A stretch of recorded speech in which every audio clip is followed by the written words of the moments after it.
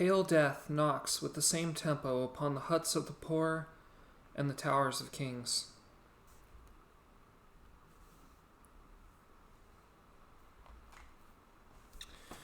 Hey guys, we're gonna go a little out of left field here and we're going to talk about art.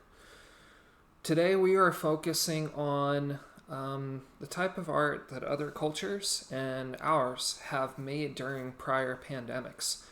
I don't know about you, but here in Washington State, restrictions have been mandated again, limiting social gatherings to 6 people, no more than 6 people. It's ruining a lot of our Thanksgiving plans. Businesses are again shuttering. Restaurants are going to a takeout only option, as well as eating outside. I personally froze outside Pike Place this last weekend, eating with my fiance. So this pandemic, it's having, of course, convenience effects on our lives, but it's also reminding us about death. Memento Mori, remember thou shalt die. We're not comfortable as creatures running into mortality. And today I want to discover what this social isolation has done to cultures in the past, and does anything good come of it? Are we able to learn anything? Are we able to take a piece of this into the future and for this to be a net positive event for our species to grow? So I want to look at that. I want to look at that in novels. I want to look at it in visual art. I want to look at it through music, and I want to look at it really briefly through math and statistics. So I think I'll show you this first. Imagine the most horrific pandemic that's ever occurred. It's not smallpox, not the Spanish flu. The only one that we can really look at and see a dip in the human population occurring because of it.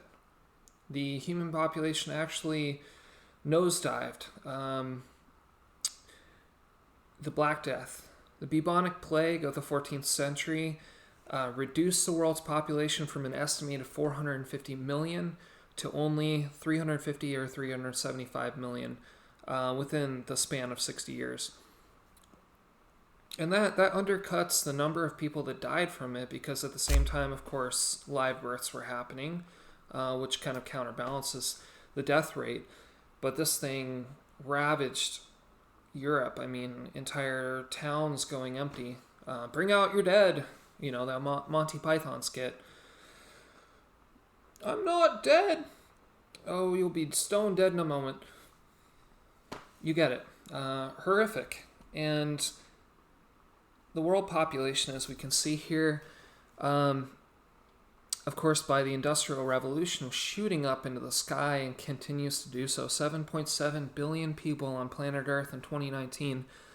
But at the time, we're talking the mid-14th century, the Black Death pandemic in Europe kills 200 million people. And you can see it might not be a sharp dip, but it is a decrease, or at least a flattening in the world population during that time, which we hadn't experienced. You can see back in the ancient times, of course, our Homo sapiens had a bottleneck, couldn't really push past 10,000 members of our species for a while. I think that only broke up with the advent of agriculture and domestication of animals, and our first true villages and living together. And the Black Death, it created a new style of art called Memento Mori, and you would see that very frequently in the Renaissance era too.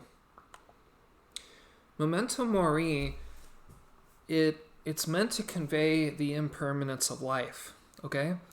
And you can, oh man, this example, I'm not sure who to give credit to, but I'm not an art history buff or anything, but this is a great example because it's showing, of course, the skull, death, Memento Mori, remember thou shalt die.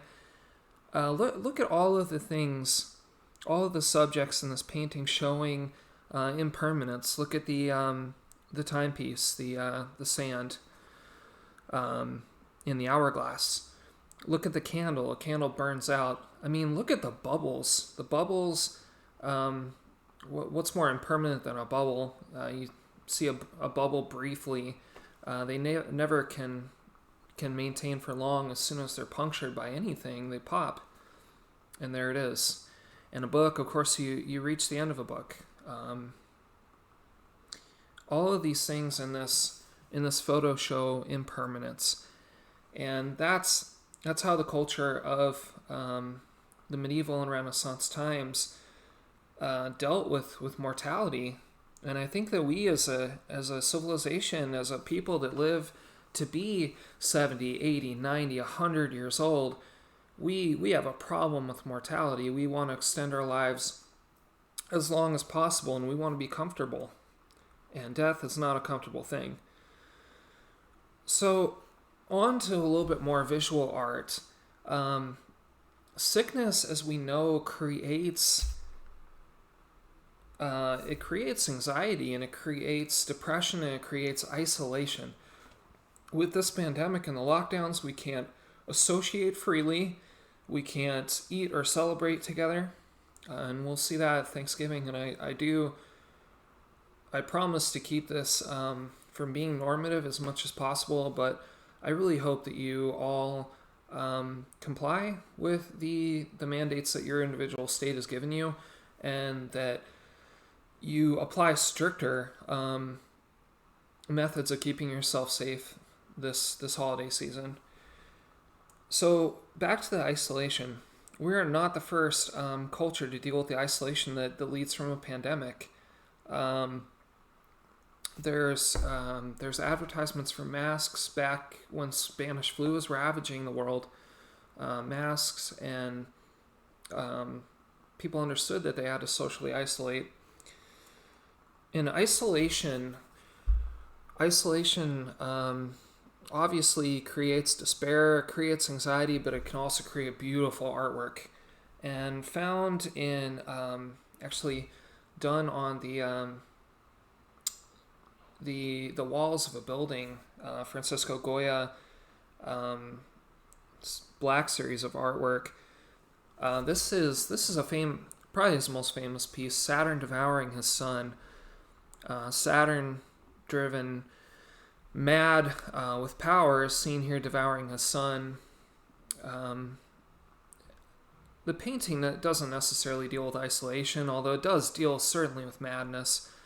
But just the fact of Francisco Goya's isolation to create these, and where they ended up being discovered on a wall, and anonymous too. I don't think he was trying to claim credit for any of these artworks that were found and attributed to him. And an interesting thing about this painting is it is Saturn devouring his son, but the female form, the large buttocks, the enlarged thighs of the subject being devoured by Saturn, almost connotes to me that it's a daughter or a female rather than a son. But yeah, you can certainly speculate on that. Another, and I really forgive me if I'm butchering his name. I've tried in vain to figure out how it's pronounced, so I'm going to try my best here. Slobodnik, Polish artist, post World War II. I've seen his artwork on the anthology of H.P. Lovecraft that I have, that has the Call of Cthulhu, the At the Mountains of Madness. This artist, it's surreality. All of the subjects, all of the humanoid subjects of his artwork, they have starved, diseased limbs, enlarged heads, always something very inhuman about his subjects. they always look like they're starving. They always look like they're disfigured. And obviously suffering from some kind of disease. He doesn't give a lot of background on what he draws or paints or sculpts, or I don't know if he was a sculptor. It just seems like his subjects deal with warfare. They deal with disease and pestilence and suffering and isolation. It seems like when there are more than one subject in his paintings, that they aren't associating happily with one another, or they don't notice that the other is there. Very isolating, haunting images by this artist. And I would really suggest you check out his work, obviously more extensively than I have, because I can't pronounce his name. I just really appreciate his artwork. Now, I want to touch on a couple of books, actually, and I have a little bit more expertise with these. The first one, dealing with the ravages of a plague and the isolation that comes afterwards, and actually the unity that come afterwards. You probably saw it coming. Stephen King's The Stand. This is his magnum opus. This is his masterwork. The version that I have in paperback spans 1,100 pages. It begins with a pandemic called Captain Trips, which is also a respiratory illness, and it's released from a government site, supposedly as some kind of super weapon, and within weeks has decimated the world's population, especially in the U.S., where the remaining survivors have to try to find one another, and they end up in two separate camps, in Boulder, Colorado, and in Las Vegas, Nevada. And the antagonist, Randall Flagg, you can see how Stephen King drew, especially from the biblical book of Revelation, to create this epic battle between good and evil. Randall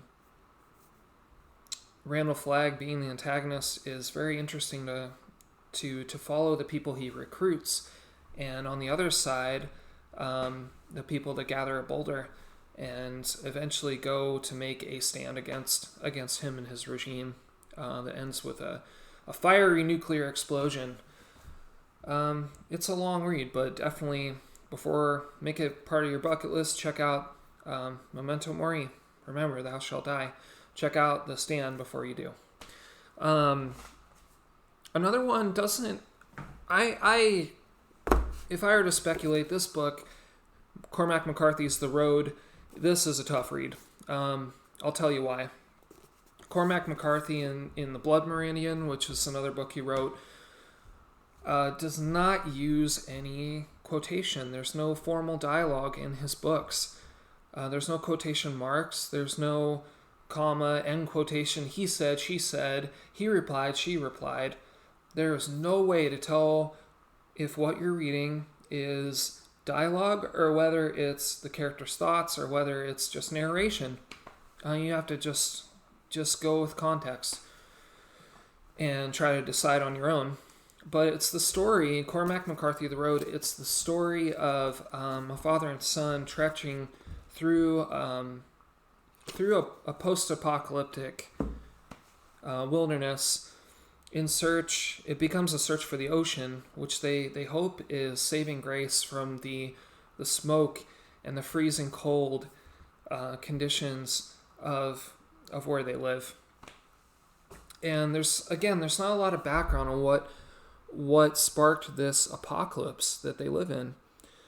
At one point, and I don't want to give any spoilers, but at one point the father and son come across a series of rail cars, like an Amtrak personal train, and they see people burned up and melted and fused, and the asphalt had bubbled up from incredible heat, but the environment that they're in is choked with smoke and ash and soot, and it's freezing cold. So some kind of ecological event, maybe a super volcano causing kind of like a nuclear winter, or maybe atomic warfare. It's never fully explained, making this book so interesting. It's not an easy read. It deals with cannibalism and the worst aspects of a surviving human.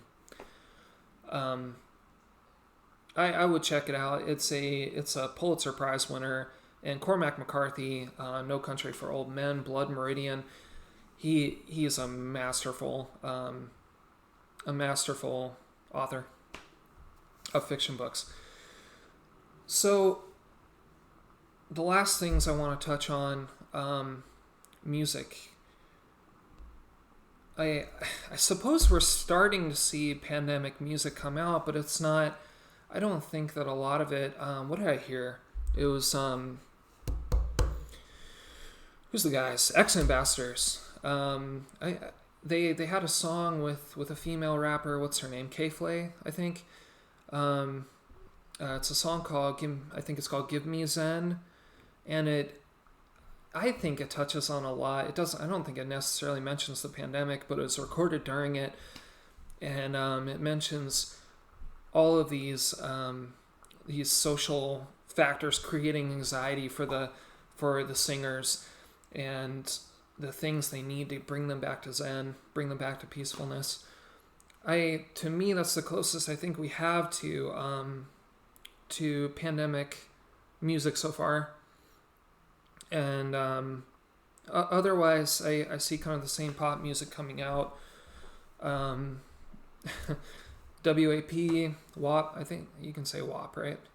That would have came out before the pandemic, and I think a lot of that is really good to keep going through life, like trying to still cope and not make everything about this disease. That's why I opened up this math channel.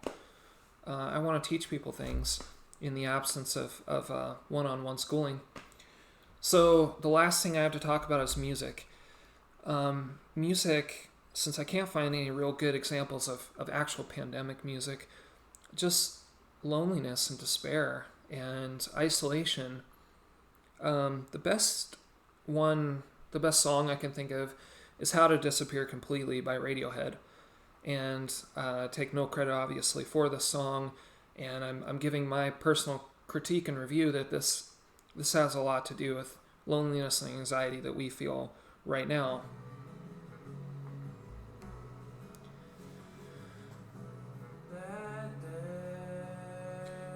It's a slow, creeping song, and it builds in such intensity. That there, it's not me. I go where I please.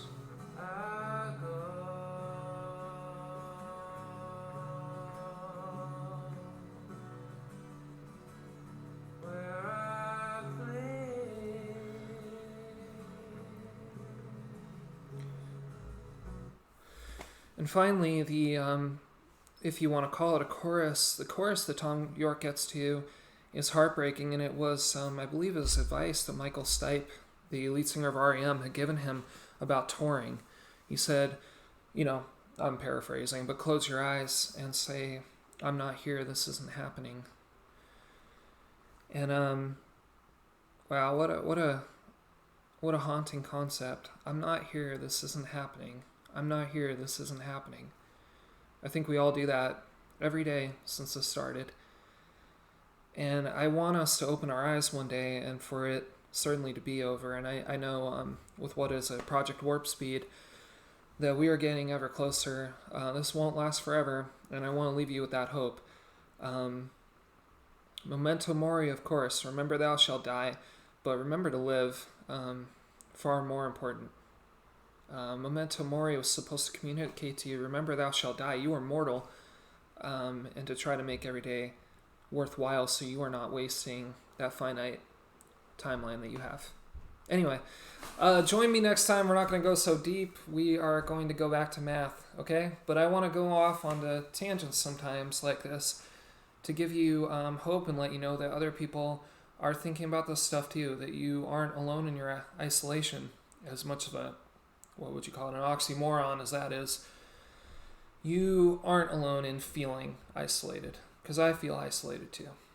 Anyway, signing off. You guys take care of yourselves.